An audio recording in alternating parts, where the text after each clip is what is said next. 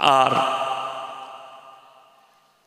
দুনিয়ায় যে জায়গাটা এখন অতিক্রম করছেন, আমরা করছি, জানেন এই জামানাটা কোন জামানা?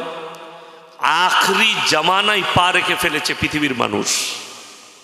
নবীজি সাল্লাল্লাহু আলাইহি সাল্লামের আসা 1445 বৎসর হলো। কত বললাম? 1445 বৎসর নবীজি সাল্লাল্লাহু আলাইহি সাল্লামের হয়ে গেল। আর রসুলের হাদিস মোতাবিক এই আখরি উম্মতের বয়স খুব জোর 1500 থেকে 1550 বৎসর। কত বললাম? 1500 থেকে 1550 বৎসর এই উম্মতের বয়স। এই উম্মত এতদিন থাকবে, মানে আখরি নবী এবং কিয়ামতের পার্থক্য 1550 বৎসরে, 1500 থেকে 1550। এর ভেতরে পৃথিবী বিনাশ হবে, ধ্বংস হবে। যদি বলে কিয়ামতের আলামত কি প্রকাশ পাচ্ছে, অনেক আলামত প্রকাশ পেয়ে গেছে, যেগুলো সাধারণ মানুষ ধ্যান দিচ্ছে না। কেন এত রেগে যাচ্ছি জানেন? আপনারা কষ্ট পেলেন, বুকে ব্যথা পেলেন, যাদের মধ্যে ইলিম আছে, যারা আলেম উলামা, তারা রাতের অন্ধকারে কাঁদছে সমাজের অবস্থা দেখে, পরিস্থিতি দেখে। মাঝে মাঝে আমাদের গাড়িতে যেতে যেতে মোবাইল খুললে কওমের জন্যে চোখে পানি পড়ে। কেন পড়ে? মুসলমান আর একটা বেঈমান এখন বর্তমানে কোনো পার্থক্য নেই। আমি একটা জলসায় বলেছি, ভারতে 30 কোটি মুসলমানের মধ্যে 10 কোটি মুসলমানই নেই, বেঈমান কাফের হয়ে গেছে। বেঈমান কাফের। যেমন আপনাকে বলে দিই, সমাজের বুকে এত জলসা পাড়ায় পাড়ায় হয়, ঠিক বললাম না ভুল বললাম? প্রত্যেক দিন পাড়ায় পাড়ায় জলসা হয়, গ্রামে গ্রামে জলসা। প্রত্যেকটা বক্তাকে জিজ্ঞেস করুন, যতগুলো ভাইরাল ভালো বক্তা আছে, 365 দিনই খালি নেই। আমার রোজার আগের দিন পর্যন্ত ডেট খালি নেই। ঈদের দিন থেকে 1.5 মাস ডেট নাই, এখনো ডেট বুক হয়েই যাচ্ছে। কোরবানির দিন থেকে 15 দিন ডেট খালি নেই, তার মানে ডেট বুক হয়েই যাচ্ছে। সামনে বছর 26 সালের নভেম্বর ডিসেম্বর বুক চলছে আমার। তাহলে মানুষ কতটা অ্যাডভান্স! এইরকম আমি নয়, সব বক্তারই, যত বক্তা আছে সবারই হচ্ছে এই অবস্থা।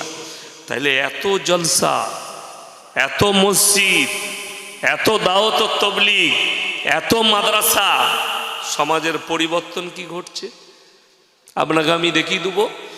100টা জলসা কমিটির মধ্যে পশ্চিম বাংলায় 95টা জলসা কমিটি বেনামাজি, নামাজি পড়ে না। আমি বললে অনেকজনের গায়ে লাগবে, আমি কিন্তু হক কথা বলছি। শুধু জলসা দিলে হবে না, শুধু জলসা করে দিলাম হুজুর দিকে ডেকে, আর হুজুররা দোয়া করবে তুমি জান্নাতে যাবে, কোনো কিচ্ছুর দরকার নেই, তাহলে তোমার জানাই নেই। নবীজি সাল্লাল্লাহু আলাইহি সাল্লামের হাদিস, যার নামাজ নেই তার মধ্যে ইসলাম নেই। যার নামাজ নেই তার মধ্যে কি নেই বললাম? ইসলাম নেই। তাহলে তুমি বেনামাজি হয়ে কি করে তুমি মুমিন প্রমাণ করাবে? এ তো নবীজির হাদিস। আগে চলুন, কোরআন শোনাবো আমি একটু পরে, যে কোন নামাজিরা, কোন বেনামাজিরা জাহান্নামে যাবে, কোন বেনামাজি একদম সরাসরি জাহান্নামে যাবে, কোন বেনামাজিরা। ওটা আমি দলিল দেবো কোরআন থেকে। এখন আমি বক্তব্য রাখছি, ওই জায়গায় যাব। বর্তমানে আপনি তাকিয়ে দেখুন, আমাদের সমাজের কিছু লোক মনে করে আমি মুসলিম ঘরে জন্ম নিয়েছি আর আমি মোটামুটি গরুর মাংস খাই, আমি মুসলমান ঘরে থাকি, আমার বাপ নামাজ পড়ে, আমার মা নামাজি, মানে আল্লাহর রহমতে আমি একদম ক্লিয়ার। আমি নামাজ না পড়তে পারে, বাপ তো পড়ে, মা তো পড়ে, অসুবিধা নেই। আমাদের দেশে তো জান্নাতের আশা করে বেনামাজিরাও বসে আছে, জীবনে মসজিদ যায় না, কিন্তু তাদের জান্নাতের আশা আছে। কি করে যাবে?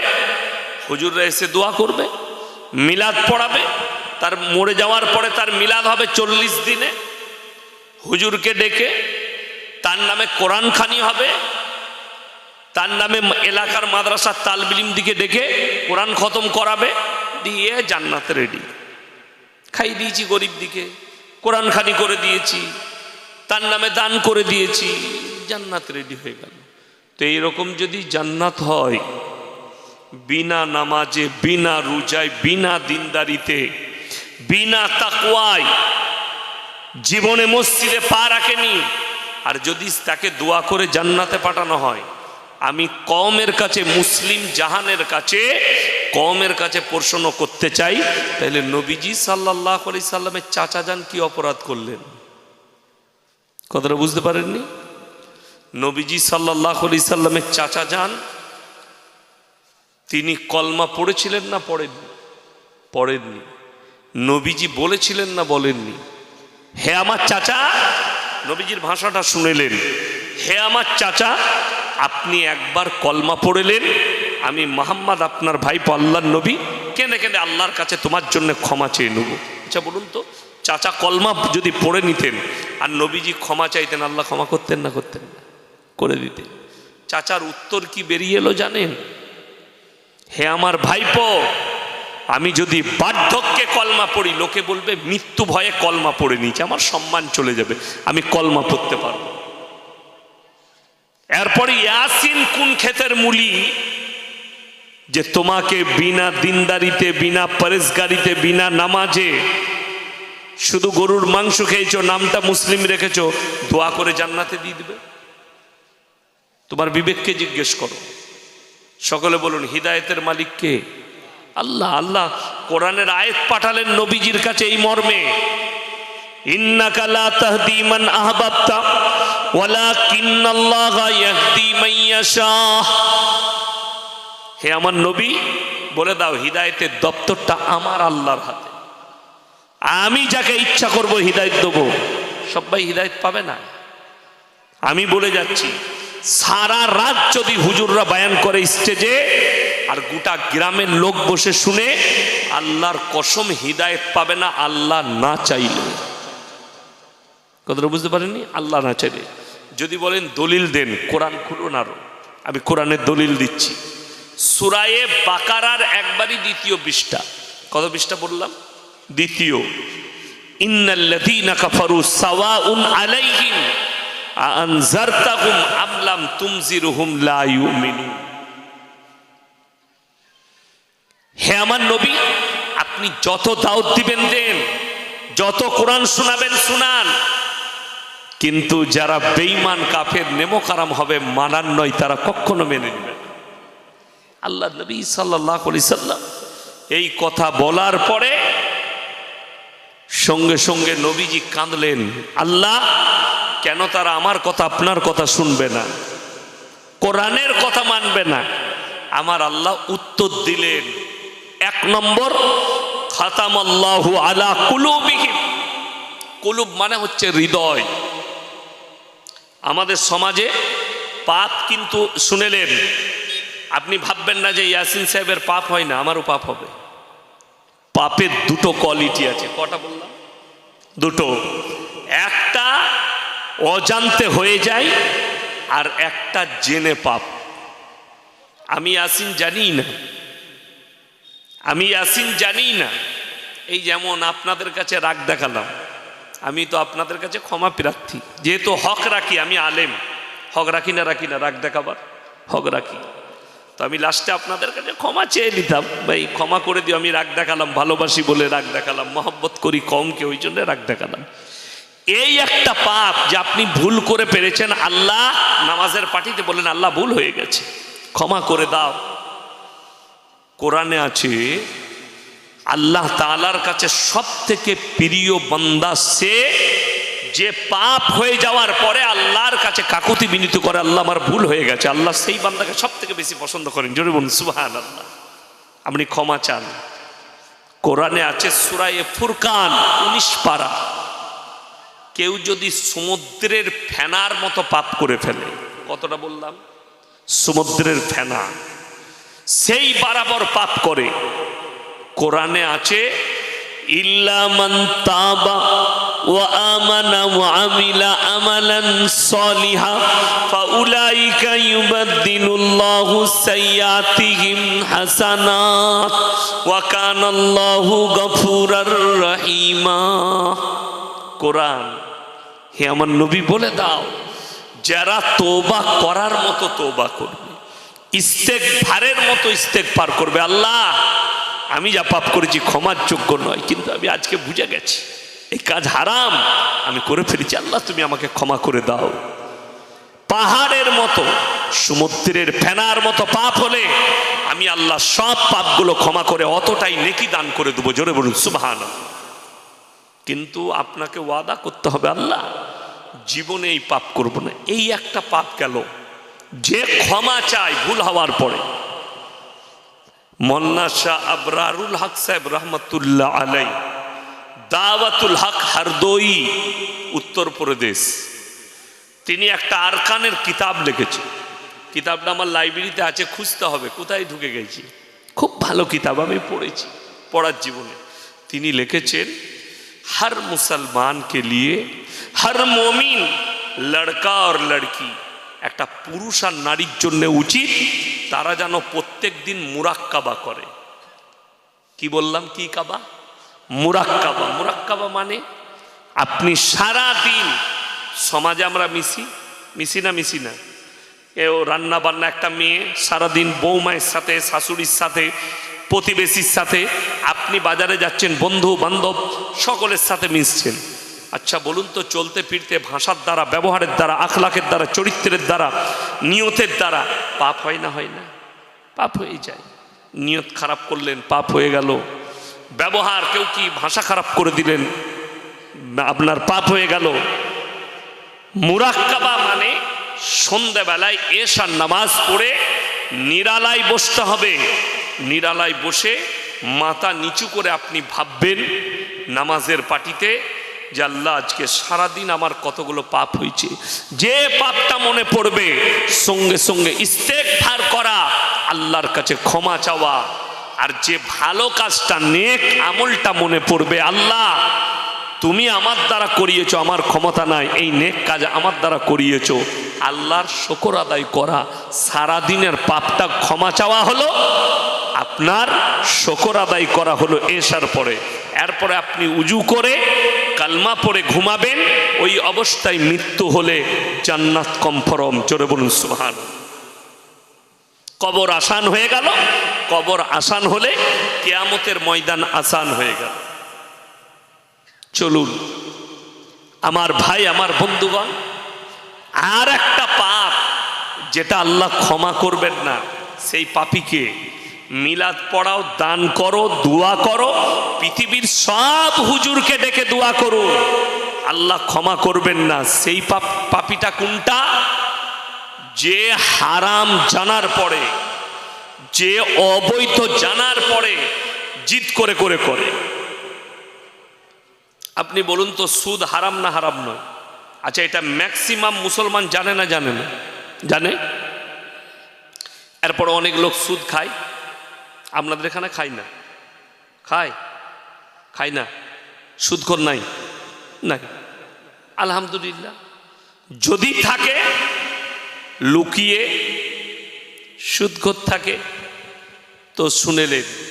হারাম জানার পরে যে ব্যক্তি সুদ খায় সে যেন আল্লাহর সঙ্গে যুদ্ধ ঘোষণা করে দিল। আচ্ছা, আল্লাহর সঙ্গে যে যুদ্ধ ঘোষণা করবে সেই লোক আর মুমিন থাকতে পারে না। আচ্ছা, কোনো ব্যক্তি ধরেলেন এমন কাজ করছে যে কাজের দ্বারা মায়ের সঙ্গে জিনা করার পাপ হবে, সেই লোক মুমিন থাকতে পারে না। নবীজির হাদিসে আছে, কেউ যদি একবার সুদ খায় নিজের আপন জন্মদাতা মায়ের সাথে 36 বার জিনা করার সমান পাপ হবে। বলুন নাউজুবিল্লাহ। এই হারাম জানার পরে কোনো মুসলমান যদি বলে আল্লাহ আমি জানতাম না যে সুদ খাওয়া হারাম, সুদ খাওয়া এত বড় পাপ, মায়ের সঙ্গে জিনা করার সমান পাপ, আল্লাহ তুমি আমাকে ক্ষমা করে দিও, আর জীবনে সুদ খাবো না, এই লোকটা আল্লাহর কাছে দাম আছে। আর যে বলবে, আমাদের সমাজে কিছু লোক আছে, মৌলবীরা বলছে বলুক, ওদের বলা কাজ, হুজুররা বলবে, আমরা আমাদের কাজ করে যাই, ও আমি সুখে আছি, সুদ আমি খাবো না। আপনাকে দেখিয়ে দিই, আল্লাহ রসুল সাল্লাল্লাহু আলাইহি সাল্লামের হাদিসটা, আমার কথাগুলো কানে নিবেন না, কান দিয়ে যদি শুনেন এই কানে বেরিয়ে পালিয়ে যাবে, দিলের কান দিয়ে শুনেন, গেঁথেলেন। আল্লাহ রসুল সাল্লাল্লাহু আলাইহি সাল্লামের মারাত্মক হাদিস, কিয়ামতের পূর্বে মানুষ রাত্রে বেলায় খানা খেয়ে ঘুমাবে। কখন বললাম? রাত্রে বিছানায় যাবে, সে যখন সকালবেলায় উঠবে, কিছু মানুষের চেহারা হবে শুয়োরের মতো আর বাঁদরের মতো।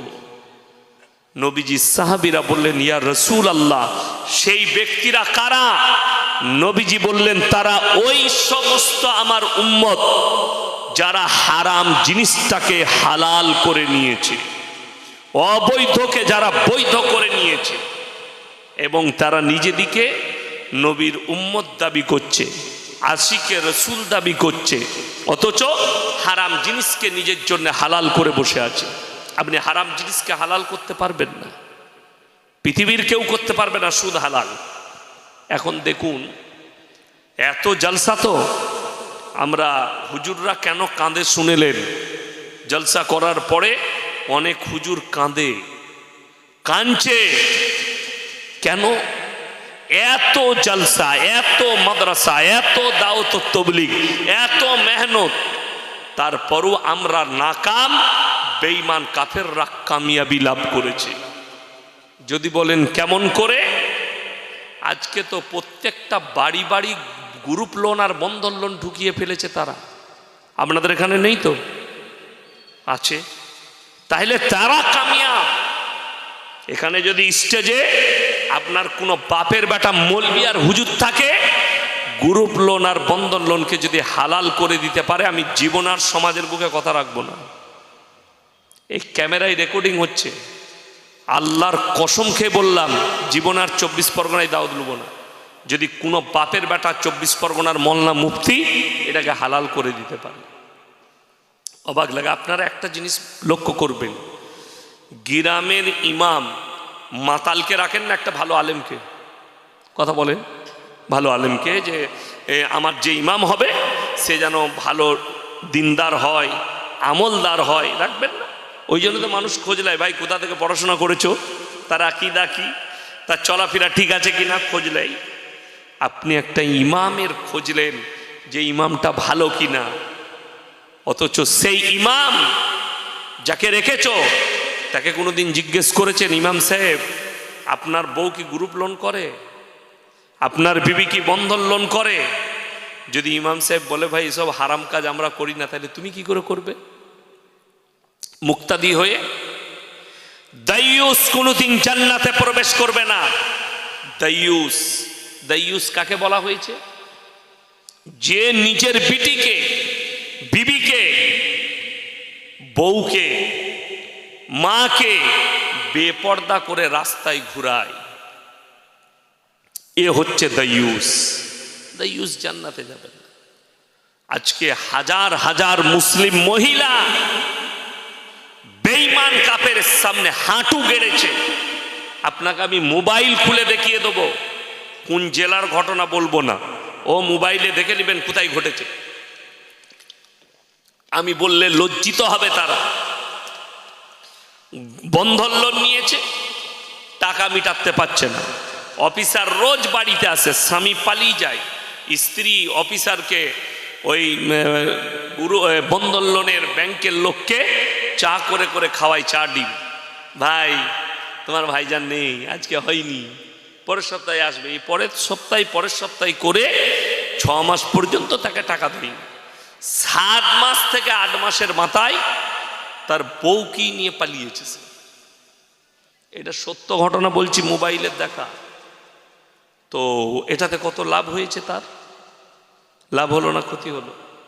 বাচ্চা ফেলে দিয়ে। আমি বলিনি, মোবাইল খুলেন, বারাসাত আপনার ঘরের কাছে, ঠিক কিনা?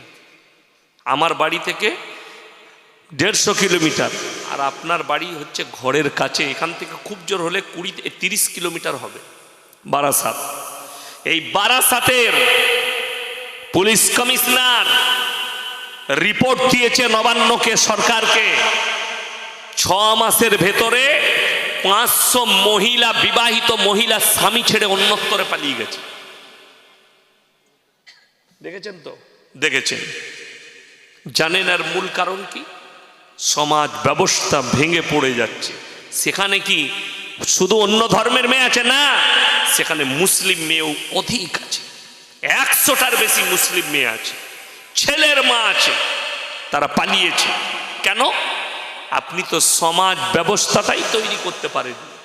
বিশ্বাস করুন, এই আমি রাস্তায় আসছিলাম, দেখলেন আমাকে যারা নিয়ে এলো, ছেলে মেয়ে, বালিক ছেলে রাস্তায় দাঁড়িয়ে মুখে মুখ লাগিয়ে কথা বলছে, তাদেরকে কেউ মানা করার লোক নেই। আমি গোটা পশ্চিমবাংলা লয়, ভারতবর্ষ ঘুরে বেড়াই, গোটা বাইরের রাজ্যে তুই জলসা করি। আমি গিয়েছিলাম ধানবাদ জেলা, ঝাড়খণ্ডের একটা জেলার নাম ধানবাদ, বড় রেল স্টেশন। ওই ধানবাদ জেলার মধ্যে একটা থানার নাম হচ্ছে চন্দন কিয়ারি। সেখানে একটা বড় গ্রাম আছে নডিহা, আমি জলসায় গিয়েছি। সেই গ্রামে 1000-এর বেশি আলেম হাফেজ আছে, 1000 থেকে 1500 আলেম হাফেজ, বড় গ্রাম। জলসা করেছে তো আমাকে টাইম দিয়েছে রাত 12টা থেকে 2টো। আমার সাথী, আমার বন্ধু, কাছের মানুষ, তিনি হচ্ছেন মুফতি মনজার আলম কাসমি, আমার বন্ধু, খুব ভালো মুফতি, যোগ্যপূর্ণ আলেম। তো স্টেজে, ওইসব জায়গায় স্টেজে বক্তব্য দিতে গেলে বহু আলেমের দম বেরিয়ে যায়। 150টা আলেম হাফেজ ছিল স্টেজে, সেখানে বক্তারা বক্তব্য দিচ্ছে। তো বিশ্বাস করুন, আমি বিকেল 4টায় ঢুকেছি তার গ্রামে। মসজিদে গেলাম হেঁটে নামাজ পড়তে, মসজিদ থেকে এলাম রুমে, এবং হেঁটে গেলাম রাত্রি 12টায় স্টেজে। আমি যতক্ষণ ছিলাম, মহিলা তো দূরের কথা, একটা 10 বছরের বাচ্চা মেয়েকেও রাস্তায় দেখতে পাই না, প্যান্ডেল আছে না মেয়েদিকে দেখতে পেয়েছি। আমি লাস্টে বললাম, ভাই आपका गांव का माहौल बहुत अच्छा। बोले हमारा गांव के औरत जलसे में नहीं जाती, घर में बैठ के सुनती है, और ये लोग निकालती भी नहीं। আমি বললাম, তোমাদের পরিবেশ এত ভালো কেন? কি উত্তর দিল জানেন? এই গ্রামের পরিবেশের যারা নেতৃত্ব দেয় তারা হচ্ছে আলেম হাফেজরা। নেতৃত্ব দেয় ইমাম, আলেম, হাফেজ, এরা নেতৃত্ব দেয় যে সমাজ ব্যবস্থা কেমন করে চলবে। আপনি নেতৃত্ব ঠিক করতে পারেননি। আমাদের সমাজের লোক ইমামকে বাপের গোলাম মনে করে, করে না? করে না? বাপের গোলাম। আরে ইমামকে রেখেছি, তুমি নামাজ পড়াবে, তোমার কাজ আজান দিবে, নামাজ পড়াবে, বাকি তোমার কাজ নাই। গ্রামে কি হচ্ছে আমরা দেখে নেব, বলে না? বলে না? লোকে বলে, কমিটি বলে। তো সেই গ্রামের পরিবর্তন কি করে আসতে পারে? গ্রামে একটা আলেম থাকলে সে নেতৃত্ব দেয় না, দেয় কে? অন্য একজন দিচ্ছে। আপনি নেতা কাকে সিলেক্ট করেছেন? মাতাল, গাঁজাখোর, জিনাখোর, এরা হচ্ছে সমাজের নেতৃত্ব। রাগ করবেন না, বাস্তব কথা বলছি। রাসূল সাল্লাল্লাহু আলাইহি সাল্লামের হাদিস তোমরা বুঝতে পারবে। কিয়ামতের আলামতের মধ্যে মারাত্মক আলামত, অশিক্ষিত মূর্খরা তারা নেতৃত্ব দিবে, আর শিক্ষিতরা চুপচাপ বসে দেখবে। যার কারণেই তো অশিক্ষিত মুখ্যমন্ত্রী বলেই তো, শিক্ষা না থাকার কারণেই তো বিহারের মুখ্যমন্ত্রী নীতিশ কুমার মেয়েটার হিজাব ধরে টেনেছে, অশিক্ষিত বলে। তারপরে দেখলাম রুবিকা লিয়াকত বলে একটা মুসলিমদের অ্যাঙ্কার আছে, তার একটা বক্তব্য দেখে আমি hayran হলাম যে কতটা অকাট মূর্খ হলে এই ভাষা বলতে পারে। তিনি বলছেন মুসলিম মহিলারা তারা পর্দা করবে। बोले मुसलमान लड़की अपने आप को ढक लेती है, मुंह को ढकती है, तो बोले अगर पर्दा करना ही है तो अल्लाह दुनिया में जब भेजा तो पर्दा करके भेज सकते थे। এটা জানেন কোন মূর্খর কথা? গরু গাধা তো এরকম ভাষা বলবে না। এরা কোথা থেকে শিক্ষা অর্জন করেছে জানি না। যদি এটাই সত্য হয় যে আল্লাহ জন্ম থেকে কেন একটা মেয়েকে পর্দাশীল করে পাঠালো না, তাহলে জন্ম থেকে আমরা ন্যাংটো হয়ে এসছি না কাপড় পরে? কথা বলে না? কাপড় পরে এসছি ন্যাংটো, তাহলে কাপড় কেন পরছিস? তুই ন্যাংটো থাক, আল্লাহ যেভাবে পাঠিয়েছে ওইভাবে থাক। কথাটা ঠিক কিনা বলুন? যে যেভাবে আল্লাহ পাঠিয়েছে ন্যাংটো পাঠিয়ে তো ন্যাংটো ঘোর। শুনেন, এই মূর্খ শিক্ষিত দিকে, শিক্ষিত মূর্খ দিকে জিজ্ঞেস করুন, যারা নারীর পর্দার উপরে কথা তুলছে, ইসলামের উপরে কথা তুলছে, ইমানদারির সঙ্গে বলুন তো আদিম যুগের ঘটনা কে কে পড়েছেন? হাত তুলেন। স্কুলে সবাই পড়েছি না পড়িনি আদিম যুগের ঘটনা? সেখানে কি লেখা আছে? বাঁদরটা বাদ দাও, ওটা তো ওদের গাঁজাখুরি কথা। কলকাতায় আলিপুর চিড়িয়াখানায় 20 বছর বাঁদর ভরা আছে, এখনো মানুষ করতে পারেনি। ওগুলো গাঁজা খেয়ে লিখেছে। মেন কথা যেটা লেখা আছে, মানুষ কাপড় পরতে জানতো না, এটা সত্য। গাছের ছাল পোশাক ছিল, গাছের পাতা পোশাক ছিল। মানুষ ধীরে ধীরে উন্নত লাভ করেছে, এটা ঠিক কিনা? মানুষ পায়ে হেঁটে কলকাতা যেত, আপনাদের দাদুর বাবরা, ঠিক বললাম না? যারা আমার বাপের বয়সী আছে, পায়ে হেঁটে কলকাতা যেত। তখন গাড়ি ঘোড়া ছিল না। এখন আমরা পারবো পায়ে হেঁটে যেতে? যেতেই পারবো। আমি আমার কথা বলছি, মিনিমাম গলসি থেকে 12 কিলোমিটার হেঁটে গেছি আমি পড়ার জীবনে। বিয়ে বাড়ি একটা, আমার নিজের ফুপুর ননদের বিয়ে ছিল। তো আব্বা বললে তোমরা চলে যাও বিয়েতে। 3 ভাই, ছোট ভাইকে নিয়ে যাইনি, আমরা 3 ভাই গেছি, বড় ভাই, মেজো ভাই আর আমি। ফুপুর বাড়ি 12 কিলোমিটার হেঁটে গেছি। এখন যখন মনে পড়ে না, তো মনে মনে হয় যে না আমি হাঁটি নাই মনে হচ্ছে। ওই রাস্তাটাই এখন আমি বাইক নিয়ে যাই, 4 চাকা নিয়ে যাই, মনে হয় না। আমাদের বাপ দাদরা পায়ে হেঁটে গেছে, এখন আমরা গাড়ি চাপছি। তারা কেন? উন্নত হয়েছে। রাস্তাঘাট যেটা দেখছেন, রোড এই পাকা ছিল না কাঁচা ছিল? কাঁচা ছিল। আমাদের বর্ধমান ডিস্ট্রিক্টের মধ্যে কয়েকটা গ্রামের কাদা বিখ্যাত ছিল। তখন আমার বাপ চাচারা জানে, অনেক গ্রামে কাদা হতো 1 কোমর করে। তো এক হচ্ছে আমার বাড়ির পাশে শিরোডাই,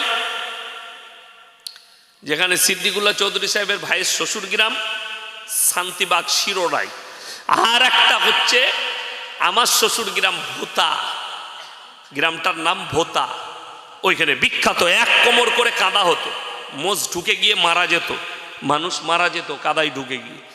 এখন সেগুলো তো রোড, এখন তো পাকা, উন্নত লাভ করেছে, মানুষের কাছে পোশাক এসছে। আল্লাহ রসুল সাল্লাল্লাহু আলাইহি সাল্লামের হাদিস কত সত্য। কিয়ামতের পূর্বে বর্বরতার যুগের পাপগুলো আবার মডেলিং হয়ে ফিরে চলে আসবে। এখন জানেন, যে যত বেশি ন্যাংটো হবে সে তত বেশি ভাইরাল, ঠিক বললাম না? যে মেয়েটা যত পোশাক ছোট পড়বে সে তত ভাইরাল। আপনি মোবাইল খুললে, এখন খোলার বাচ্চা ছেলেদিকে আমরা মোবাইল দিতে নিষেধ করছি কেন? অনেক যুবক সে তার বিবাহের পূর্বে তার যৌবনটা শেষ করে ফেলছে এই মোবাইলের দ্বারা। কেন? ন্যাংটো নারীদের শরীর দেখছে আর হস্তমৈথনে লিপ্ত হয়ে যাচ্ছে, তার যৌবন কন্ট্রোল করতে পারছে না। আমি আমার পড়ার জীবন পর্যন্ত মোবাইলে হাত দিইনি, শেষ হওয়া পর্যন্ত। পড়া শেষ হয়েছে, তারপরে মোবাইল পেয়েছি, তাও ছোট মোবাইল। আমি যখন প্রথম মাদ্রাসায় পড়িয়েছি, ছোট মোবাইল। এখন বড় মোবাইল নিতে হয়েছে, অনেকগুলো কারণ আছে। মানুষের সঙ্গে টাকার ট্রানজ্যাকশন, আধার কার্ড, ভোটার কার্ড। আগামীতে আমাদের বাপ চাচারা মরে যাবে, ওদের আর প্রয়োজন নাই, কিন্তু আমাদেরকে চিরজীবন মৃত্যুকাল পর্যন্ত তারপরে এই মোবাইলই ব্যবহার করতে হবে। টাকা বলে কোনো জিনিস থাকবে না, সব মোবাইলে অ্যাকাউন্টে থাকবে। আপনি খালি জানবেন আপনি 10 লাখ টাকার মালিক, কর করে টাকা হাতে পাবেন না, সব ট্রানজ্যাকশন হবে। কিয়ামতের আলামতের মধ্যে ওটা একটা আলামত, ওটা একটা আলামত। শুনে রেখে দেন, দাজ্জাল শুধু একটা ব্যক্তি নয়, দাজ্জাল একটা পুরো সিস্টেমের নাম। দাজ্জাল একটা পুরো সিস্টেমেটিক্যাল হচ্ছে দাজ্জাল। কিয়ামতের মারাত্মক আলামত। মায়েরা যারা শুনছেন শুনে যান, তোমার বিটিকে নিজে সাবধান হন। নবীজি বললেন আখরি জামানায় নারীরা পোশাক পরবে কিন্তু ন্যাংটো থাকবে। কিন্তু কি থাকবে? ন্যাংটো থাকবে। আপনাকে আমি কলকাতা টাউনে দেখিয়ে দেবো, বাপের ফুল হাত শার্ট, বাপের পা পর্যন্ত ঢাকা প্যান্ট, আর তার সঙ্গে তার মেয়ে যাচ্ছে জাঙ্গুলো বেরিয়ে আছে, ছোট প্যান্ট আর ছোট গেঞ্জি। ঠিক বললাম না ভুল বললাম?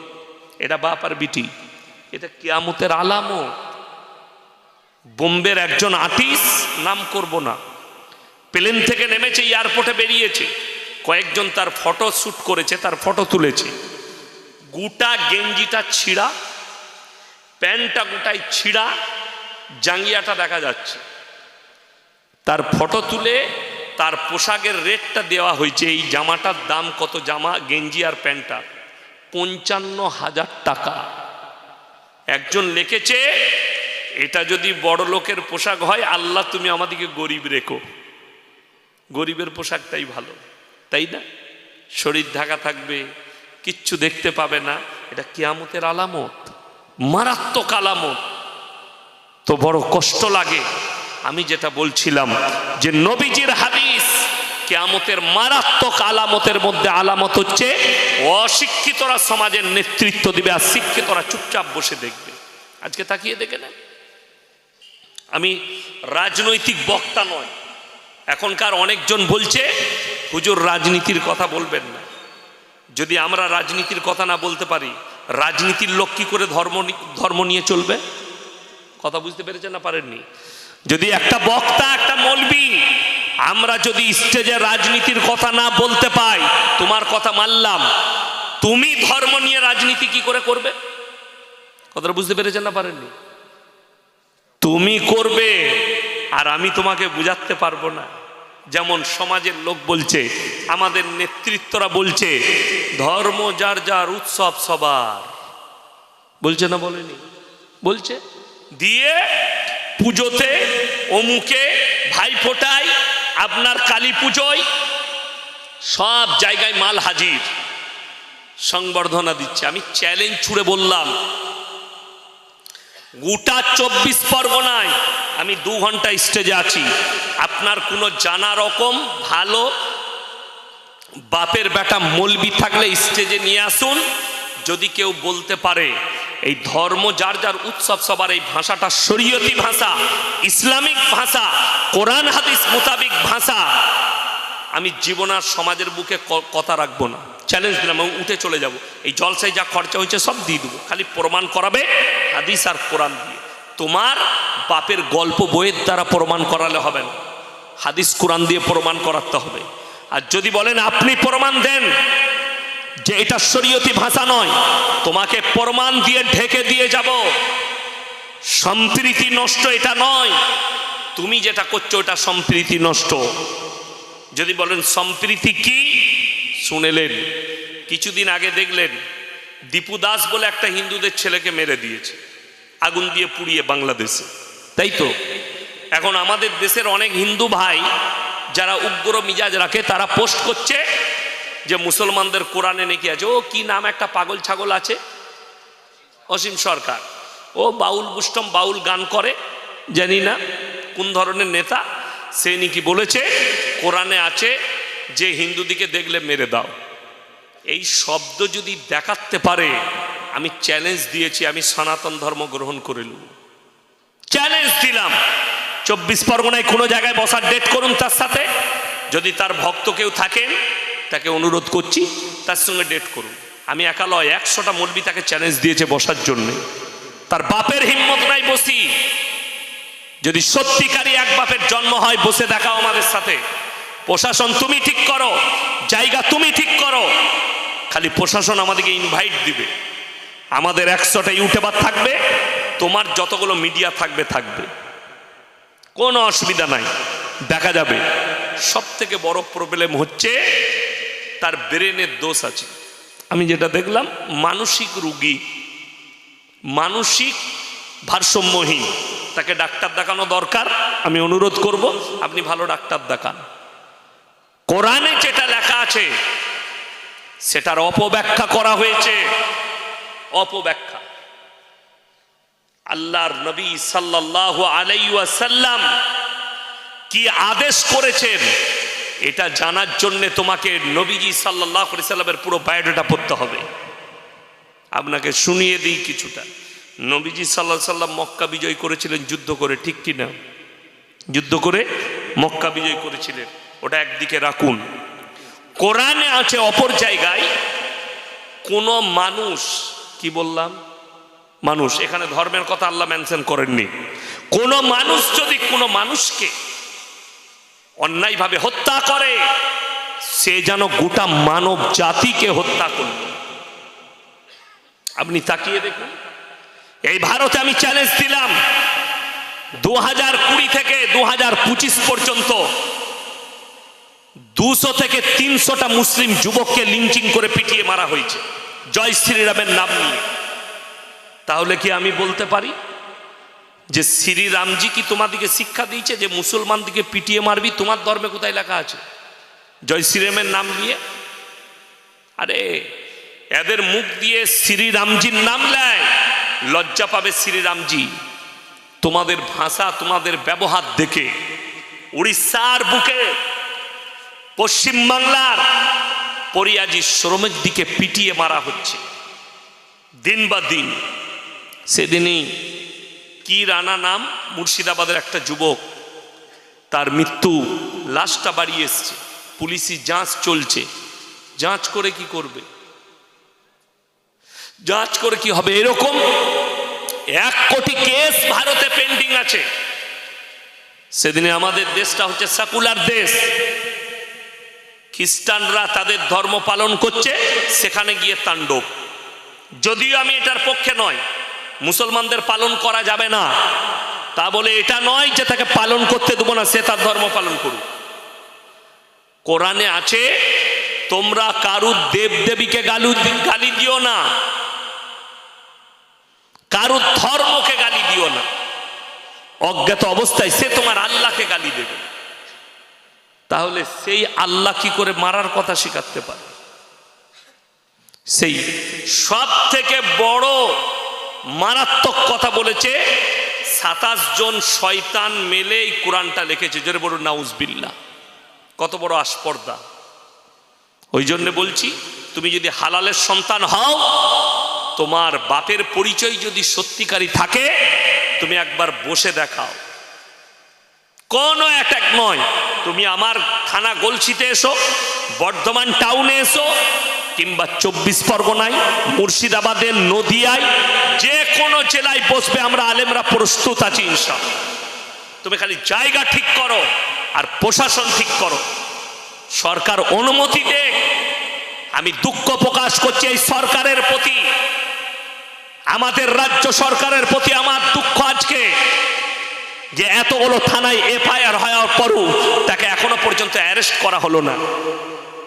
আর 24 পরগনার একটা ছেলে খালি একটা বক্তব্য দিয়েছে, তাকে ঘর থেকে তুলে নিয়ে গেছে।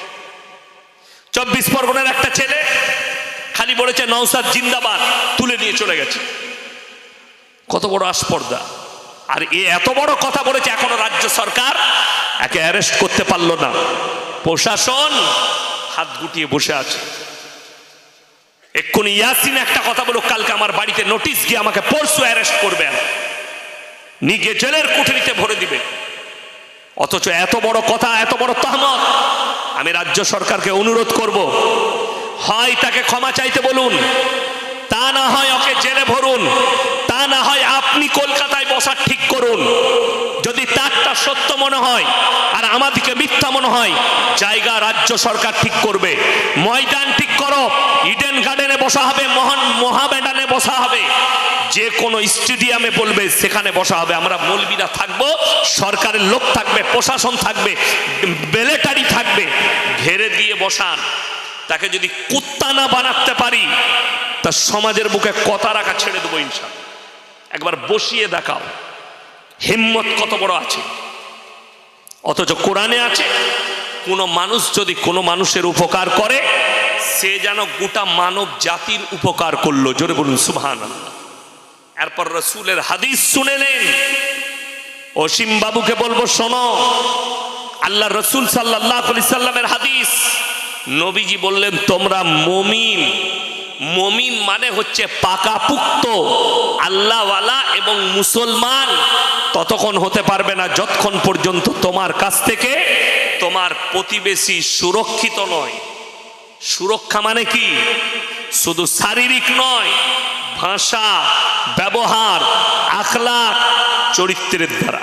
নবীজির পরের হাদিস শুনেলেন, তোমরা দেখো না তোমার বাড়ির পাশে কে বসবাস করছে, সে হিন্দু হোক, সে দলিত হোক, সে আদিবাসী হোক, সে খ্রিস্টান হোক, ক্ষুধার্ত হলে খাবার দাও, বস্ত্রহীন হলে বস্ত্র দাও, বিপদে পড়লে পাশে দাঁড়াও। এইটাই হচ্ছে রসুল সাল্লাল্লাহু আলাইহি সাল্লামের আখলাক। জোরে বলুন সুবহানাল্লাহ। দেখো না কোন জাতে বিপদে পড়েছে, তার পাশে দাঁড়াও। আমি প্রত্যেক দিন জলসা করি, বর্ধমান টাউনের ওপর দিয়ে বাড়ি যাই। বর্ধমান টাউনে পুরানো বাস স্ট্যান্ড, তিনকুনিয়া নাম, সেখানে একটা দোকান আছে বাপ্পিদা। আমার আব্বাজি দেখে আসছে ছোট থেকে, আমি ছোট থেকে দেখে আসছি বাপিদার চায়ের দোকান। ভোরের বেলায় রাত দুটোই দোকান খুলে বাসগুলো এসে তার ওখানেই দাঁড়ায়, বিভিন্ন জেলার বাস। তো সে মালাই টোস্ট, দেশি মুরগির ডিম সিদ্ধ আর চা বিক্রি করে। আমি প্রত্যেক দিন জলসা করে তার কাছে দাঁড়িয়ে চা খেয়ে তারপরে বাড়ি যাই। আমি দিনাজপুর থেকে জলসা করে ঢুকলাম, তখন রাত 3টে বাজছে, তার কাছে গাড়িটা লাগালাম, চা খাবো। দেখছি একটা বছর 12-13 মেয়ে বসে আছে, বাচ্চা মেয়ে, ব্যাগপত্র নিয়ে। বাপিদা বললে, দেখুন না দাদা, ইয়াসিন ভাই এ ইলাহাবাদ থেকে চলে এসছে, আর বাপ অত্যাচার করেছে মেয়েটার ওপরে, মনে হয় আর একটা মা আছে সৎ মা, একে মেরেছে, পালিয়ে এসছে। কোথায় যাবে? নানিদের বাড়ি। কোথায় নানিদের বাড়ি? বলে শ্রীনগর। আমাকে বাপিদা বলল, দাদা এর কাছে একটাও টাকা নেই ভাড়া দিবার মতো। এমন কত ভাড়া লাগবে বাপিদা? বললে 160 টাকা। আমি 200 টাকা ধরে দিলাম, এটা রাখো, মানে যা খাবে খাইয়ে দাও। আমি জিজ্ঞেস করি নাই ধর্মটা কি, বাপিদা বলতে পারবে না। বাপিদাও অমুসলিম, বাপিদাও চিনে, তাকে জিজ্ঞেস করে নিয়ে ধর্ম কি। বিপদে পড়েছে, পয়সা দিয়ে দাও, হেল্প করো। আছে আমার কাছে, আল্লাহ দিয়েছে, না থাকলে দিতে পারতাম না, আল্লাহ যখন দিয়েছে পকেট থেকে বার করে দিয়ে দিলাম। খাইয়ে দাও, পয়সা আমি দিয়ে দিচ্ছি, আমি যা খাচ্ছি তাই খাওয়া, অন্য কিছু নয়। ওকেও দেশি মুরগির ডিম সিদ্ধ দাও, ওকেও টোস্ট দাও, চা খা। বাচ্চা মেয়েটা খেল। কি ভাবলাম জানেন? তার মুখের দিকে তাকিয়ে, এটা যদি আমার মেয়ে হতো, এটা দেখে কষ্ট হলো। এইটাই তো রসুলের আখলাক। গাছের ছাল পোশাক ছিল, গাছের পাতা পোশাক ছিল। মানুষ ধীরে ধীরে উন্নত লাভ করেছে, এটা ঠিক কিনা? মানুষ পায়ে হেঁটে কলকাতা যেত, আপনাদের দাদুর বাবরা, ঠিক বললাম না? যারা আমার বাপের বয়সী আছে, পায়ে হেঁটে কলকাতা যেত, তখন গাড়ি ঘোড়া ছিল না। এখন আমরা পারবো পায়ে হেঁটে যেতে? যেতেই পারবো। আমি আমার কথা বলছি, মিনিমাম গলসি থেকে 12 কিলোমিটার হেঁটে গেছি আমি পড়ার জীবনে। বিয়ে বাড়ি একটা, আমার নিজের ফুপুর ননদের বিয়ে ছিল। তো আব্বা বললে, তোমরা চলে যাও বিয়েতে। 3 ভাই, ছোট ভাইকে নিয়ে যাইনি, আমরা 3 ভাই গেছি, বড় ভাই, মেজো ভাই আর আমি। ফুপুর বাড়ি 12 কিলোমিটার হেঁটে গেছি। এখন যখন মনে পড়ে না, তো মনে হয় যে না, আমি হাঁটি নাই মনে হচ্ছে। ওই রাস্তাটাই এখন আমি বাইক নিয়ে যাই, 4 চাকা নিয়ে যাই, মনে হয় না। আমাদের বাপ-দাদারা পায়ে হেঁটে গেছে, এখন আমরা গাড়ি চাপছি। তারা কেন? উন্নত হয়েছে। রাস্তাঘাট যেটা দেখছেন, রোড, এই পাকা ছিল না কাঁচা ছিল? কাঁচা ছিল। আমাদের বর্ধমান ডিস্ট্রিক্টের মধ্যে কয়েকটা গ্রামের কাদা বিখ্যাত ছিল। তখন আমার বাপ চাচারা জানে, অনেক গ্রামে কাদা হতো 1 কোমর করে। তো এক হচ্ছে আমার বাড়ির পাশে শিরোডাই, যেখানে সিদ্দিকুল্লাহ চৌধুরী সাহেবের ভাইয়ের শ্বশুর গ্রাম, শান্তিবাগ শিরোডাই। আর একটা হচ্ছে আমার শ্বশুর গ্রাম ভোতা, গ্রামটার নাম ভোতা। ওইখানে বিখ্যাত 1 কোমর করে কাদা হতো, মোষ ঢুকে গিয়ে মারা যেত, মানুষ মারা যেত কাদায় ঢুকে গিয়ে। এখন সেগুলো তো রোড, এখন তো পাকা। উন্নত লাভ করেছে, মানুষের কাছে পোশাক এসছে। আল্লাহ রসুল সাল্লাল্লাহু আলাইহি সাল্লামের হাদিস কত সত্য, কিয়ামতের পূর্বে বর্বরতার যুগের পাপগুলো আবার মডেলিং হয়ে ফিরে চলে আসবে। এখন জানেন, যে যত বেশি ন্যাংটা হবে সে তত বেশি ভাইরাল, ঠিক বললাম না? যে মেয়েটা যত পোশাক ছোট পড়বে সে তত ভাইরাল। আপনি মোবাইল খুললে, এখন খোলার বাচ্চা ছেলেদিকে আমরা মোবাইল দিতে নিষেধ করছি কেন? অনেক যুবক সে তার বিবাহের পূর্বে তার যৌবনটা শেষ করে ফেলছে এই মোবাইলের দ্বারা। কেন? ন্যাংটো নারীদের শরীর দেখছে আর হস্তমৈথনে লিপ্ত হয়ে যাচ্ছে, তার যৌবন কন্ট্রোল করতে পারছে না। আমি আমার পড়ার জীবন পর্যন্ত মোবাইলে হাত দিইনি, শেষ হওয়া পর্যন্ত। পড়া শেষ হয়েছে, তারপরে মোবাইল পেয়েছি, তাও ছোট মোবাইল। আমি যখন প্রথম মাদ্রাসায় পড়িয়েছি ছোট মোবাইল, এখন বড় মোবাইল নিতে হয়েছে। অনেকগুলো কারণ আছে, মানুষের সঙ্গে টাকার ট্রানজ্যাকশন, আধার কার্ড, ভোটার কার্ড। আগামীতে আমাদের বাপ চাচারা মরে যাবে, ওদের আর প্রয়োজন নাই, কিন্তু আমাদেরকে চিরজীবন মৃত্যুকাল পর্যন্ত তারপরে এই মোবাইলই ব্যবহার করতে হবে। টাকা বলে কোনো জিনিস থাকবে না, সব মোবাইলে অ্যাকাউন্টে থাকবে। আপনি খালি জানবেন আপনি 10 লাখ টাকার মালিক, কর করে টাকা হাতে পাবেন না, সব ট্রানজ্যাকশন হবে। কিয়ামতের আলামতের মধ্যে ওটা একটা আলামত, ওটা একটা আলামত। শুনে রেখে দেন, দাজ্জাল শুধু একটা ব্যক্তি নয়, দাজ্জাল একটা পুরো সিস্টেমের নাম। দাজ্জাল একটা পুরো সিস্টেমেটিক্যাল হচ্ছে দাজ্জাল। কিয়ামতের মারাত্মক আলামত। মায়েরা যারা শুনছেন শুনে যান, তোমার বিটিকে নিজে সাবধান হন। নবীজি বললেন আখরি জামানায় নারীরা পোশাক পরবে কিন্তু ন্যাংটো থাকবে।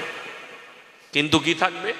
ন্যাংটো থাকবে। আপনাকে আমি কলকাতা টাউনে দেখিয়ে দেবো, বাপের ফুল হাত শার্ট, বাপের পা পর্যন্ত ঢাকা প্যান্ট, আর তার সঙ্গে তার মেয়ে যাচ্ছে, জাংগুলো বেরিয়ে আছে, ছোট প্যান্ট আর ছোট গেঞ্জি। ঠিক বললাম না ভুল বললাম? এটা বাপ আর বিটি, এটা কিয়ামতের আলামত। বোম্বের একজন আর্টিস্ট, নাম করব না, প্লেন থেকে নেমেছে, এয়ারপোর্টে বেরিয়েছে, কয়েকজন তার ফটো শ্যুট করেছে, তার ফটো তুলেছে। গোটা গেঞ্জিটা ছিঁড়া, প্যান্টটা গোটাই ছিঁড়া, জাঙ্গিয়াটা দেখা যাচ্ছে।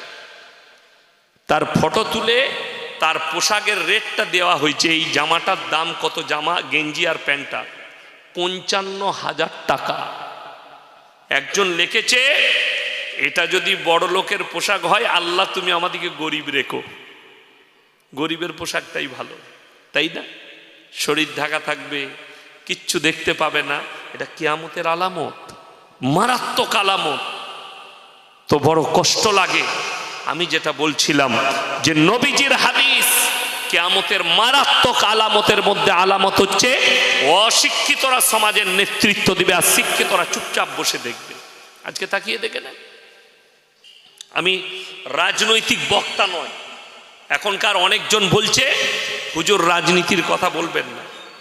যদি আমরা রাজনীতির কথা না বলতে পারি, রাজনীতির লোক কি করে ধর্ম নিয়ে চলবে? কথা বুঝতে পেরেছেন না পারেননি? যদি একটা বক্তা, একটা মৌলবি, আমরা যদি স্টেজে রাজনীতির কথা না বলতে পাই, তোমার কথা মানলাম, তুমি ধর্ম নিয়ে রাজনীতি কি করে করবে? কথাটা বুঝতে পেরেছেন না পারেননি?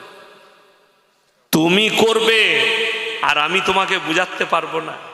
যেমন সমাজের লোক বলছে, আমাদের নেতৃত্বরা বলছে ধর্ম যার যার, উৎসব সবার।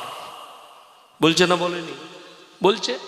দিয়ে পুজোতে, অমুকে, ভাইফোঁটায়, আপনার কালী পুজোয় সব জায়গায় মাল হাজির, সংবর্ধনা দিচ্ছে। আমি চ্যালেঞ্জ ছুড়ে বললাম,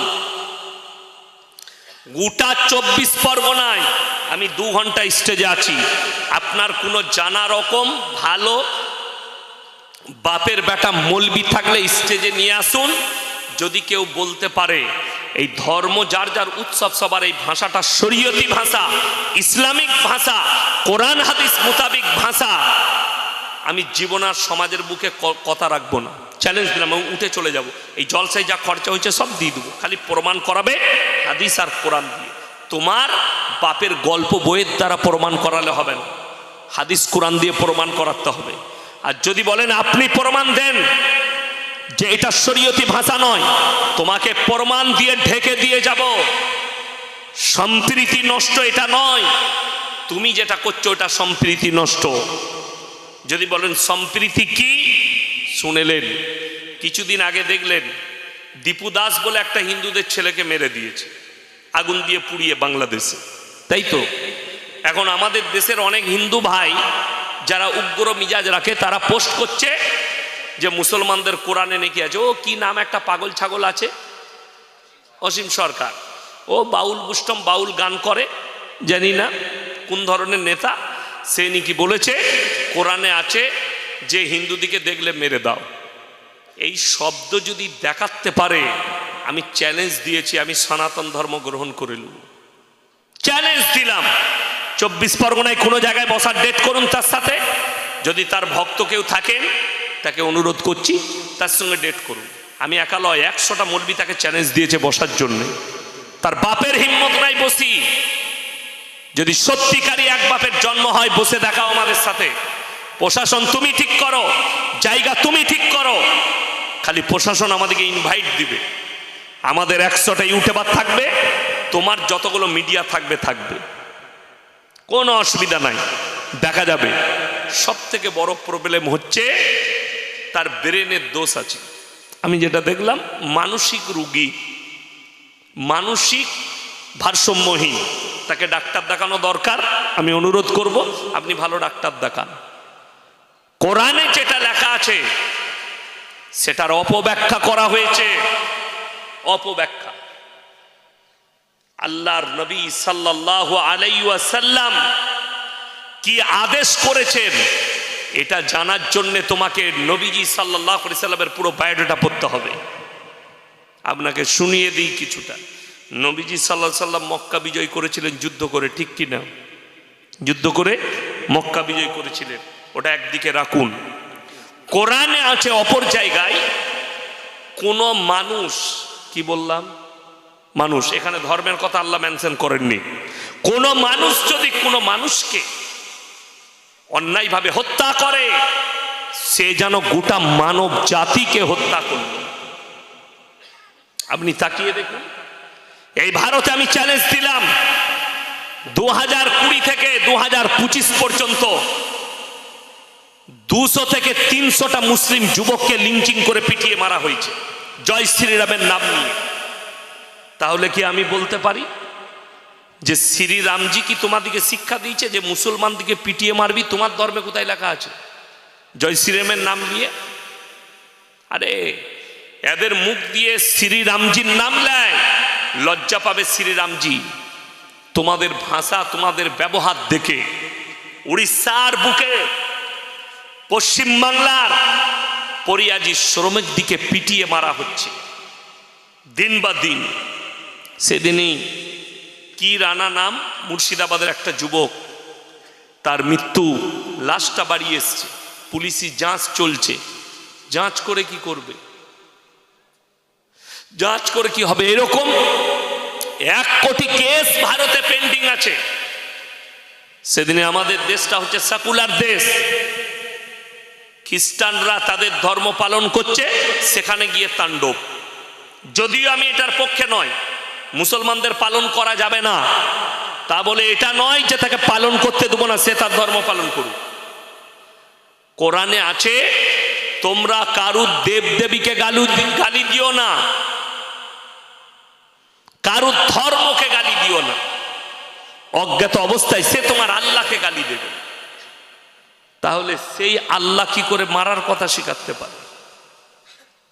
সেই সব থেকে বড় মারাত্মক কথা বলেছে 27 জন শয়তান মেলে এই কোরআনটা লিখেছে। জোরে বড় নাউজবিল্লাহ, কত বড় আস্পর্ধা।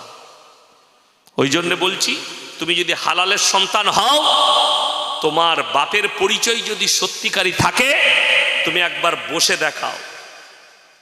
কোনো অ্যাটাক নয়, তুমি আমার থানা গলসিতে এসো, বর্ধমান টাউনে এসো, কিংবা 24 পরগনায়, মুর্শিদাবাদের নদিয়ায়, যে কোনো জেলায় বসবে, আমরা আলেমরা প্রস্তুত আছি ইনশাআল্লাহ।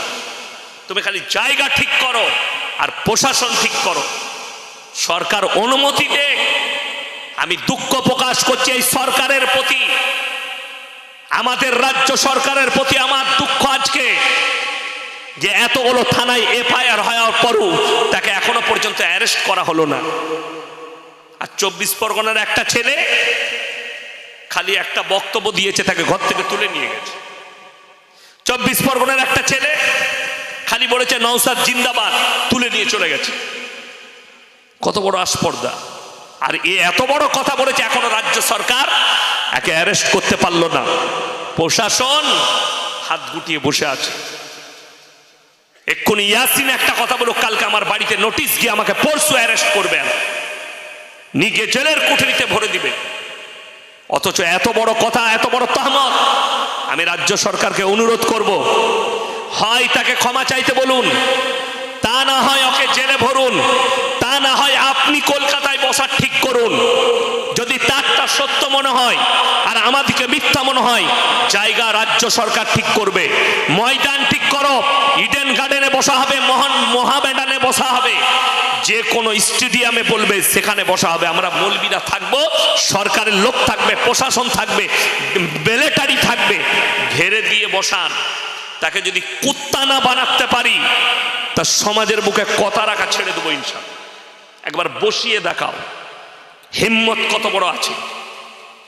অথচ কোরআনে আছে, কোনো মানুষ যদি কোনো মানুষের উপকার করে, সে যেন গোটা মানব জাতির উপকার করলো। জোরে বলুন সুবহানাল্লাহ। এরপর রাসূলের হাদিস শুনে নেন। অসীম বাবুকে বলবো, শোনো, আল্লাহ রাসূল সাল্লাল্লাহু আলাইহি সাল্লামের হাদিস। নবীজি বললেন, তোমরা মুমিন। মুমিন মানে হচ্ছে পাকাপুক্ত আল্লাহওয়ালা এবং মুসলমান ততক্ষণ হতে পারবে না যতক্ষণ পর্যন্ত তোমার কাছ থেকে তোমার প্রতিবেশী সুরক্ষিত নয়। সুরক্ষা মানে কি? শুধু শারীরিক নয়, ভাষা, ব্যবহার, আখলাক, চরিত্রের দ্বারা। নবীজির পরের হাদিস শুনেলেন, তোমরা দেখো না তোমার বাড়ির পাশে কে বসবাস করছে, সে হিন্দু হোক, সে দলিত হোক, সে আদিবাসী হোক, সে খ্রিস্টান হোক, ক্ষুধার্ত হলে খাবার দাও, বস্ত্রহীন হলে বস্ত্র দাও, বিপদে পড়লে পাশে দাঁড়াও। এইটাই হচ্ছে রাসূল সাল্লাল্লাহু আলাইহি সাল্লামের আখলাক। জোরে বলুন সুবহানাল্লাহ। দেখো না কোন জাতে, বিপদে পড়েছে তার পাশে দাঁড়াও। আমি প্রত্যেক দিন জলসা করি, বর্ধমান টাউনের ওপর দিয়ে বাড়ি যাই। বর্ধমান টাউনে পুরানো বাস স্ট্যান্ড, তিনকুনিয়া নাম, সেখানে একটা দোকান আছে বাপ্পিদা। আমার আব্বাজি দেখে আসছে ছোট থেকে, আমি ছোট থেকে দেখে আসছি বাপিদার চায়ের দোকান। ভোরের বেলায় রাত দুটোই দোকান খুলে বাসগুলো এসে তার ওখানেই দাঁড়ায়, বিভিন্ন জেলার বাস। তো সে মালাই টোস্ট, দেশি মুরগির ডিম সিদ্ধ আর চা বিক্রি করে। আমি প্রত্যেক দিন জলসা করে তার কাছে দাঁড়িয়ে চা খেয়ে তারপরে বাড়ি যাই। আমি দিনাজপুর থেকে জলসা করে ঢুকলাম, তখন রাত 3টে বাজছে, তার কাছে গাড়িটা লাগালাম, চা খাবো। দেখছি একটা বছর 12-13 মেয়ে বসে আছে, বাচ্চা মেয়ে, ব্যাগপত্র নিয়ে। বাপিদা বললে, দেখুন না দাদা, ইয়াসিন ভাই এ ইলাহাবাদ থেকে চলে এসছে, আর বাপ অত্যাচার করেছে মেয়েটার ওপরে, মনে হয় আর একটা মা আছে, সৎ মা, একে মেরেছে, পালিয়ে এসছে। কোথায় যাবে? নানিদের বাড়ি। কোথায় নানিদের বাড়ি? বলে শ্রীনগর। আমাকে বাপিদা বলল, দাদা এর কাছে একটাও টাকা নেই ভাড়া দিবার মতো। এমন কত ভাড়া লাগবে বাপিদা? বলে 160 টাকা। আমি 200 টাকা ধরে দিলাম, এটা রাখো, মানে যা খাবে খাইয়ে দাও। আমি জিজ্ঞেস করি নাই ধর্মটা কি, বাপিদা বলতে পারবে না। বাপিদাও অমুসলিম, বাপিদাও চিনে, তাকে জিজ্ঞেস করিনি আর ধর্ম কি। বিপদে পড়েছে, পয়সা দিয়ে দাও, হেল্প করো। আছে আমার কাছে, আল্লাহ দিয়েছে, না থাকলে দিতে পারতাম না। আল্লাহ যখন দিয়েছে পকেট থেকে বার করে দিয়ে দিলাম। খাইয়ে দাও, পয়সা আমি দিয়ে দিচ্ছি, আমি যা খাচ্ছি তাই খাওয়া, অন্য কিছু নয়। ওকেও দেশি মুরগির ডিম সিদ্ধ দাও, ওকেও টোস্ট দাও, চা খা। বাচ্চা মেয়েটা কেন কি ভাবলাম জানেন? তার মুখের দিকে তাকিয়ে, এটা যদি আমার মেয়ে হতো, এটা দেখে কষ্ট হতো। এইটাই তো রাসূলের আখলাক। দেখছি একটা বছর 12-13 মেয়ে বসে আছে, বাচ্চা মেয়ে, ব্যাগপত্র নিয়ে। বাপিদা বললে, দেখুন না দাদা, হ্যাঁ ইয়াসিন ভাই এ ইলাহাবাদ থেকে চলে এসছে, আর বাপ হ্যাঁ অত্যাচার করেছে মেয়েটার ওপরে, মনে হয় আর একটা মা আছে সৎ মা, একে মেরেছে, পালিয়ে এসছে। কোথায় যাবে? নানিদের বাড়ি। কোথায় নানিদের বাড়ি? বলে শ্রীনগর। আমাকে বাপিদা বলল, দাদা এর কাছে একটাও টাকা নেই ভাড়া দিবার মতো। এমন কত ভাড়া লাগবে বাপিদা? বলে 160 টাকা। আমি 200 টাকা ধরে দিলাম, এটা রাখো। মানে যা খাবে খাইয়ে দাও। আমি জিজ্ঞেস করি নাই ধর্মটা কি, বাপিদা বলতে পারবে না। বাপিদাও অমুসলিম, বাপিদাও চিনে, তাকে জিজ্ঞেস করিনি আর ধর্ম কি। বিপদে পড়েছে, পয়সা দিয়ে দাও, হেল্প করো। আছে আমার কাছে, আল্লাহ দিয়েছে, না থাকলে দিতে পারতাম না। আল্লাহ যখন দিয়েছে পকেট থেকে বার করে দিয়ে দিলাম। খাইয়ে দাও, পয়সা আমি দিয়ে দিচ্ছি, আমি যা খাচ্ছি তাই খাওয়া, অন্য কিছু নয়। ওকেও দেশি মুরগির ডিম সিদ্ধ দাও, ওকেও টোস্ট দাও, চা খা। বাচ্চা মেয়েটা খেলো। কি ভাবলাম জানেন? তার মুখের দিকে তাকিয়ে, এটা যদি আমার মেয়ে হতো, এটা দেখে কষ্ট হলো। এইটাই তো রাসূলের আখলাক।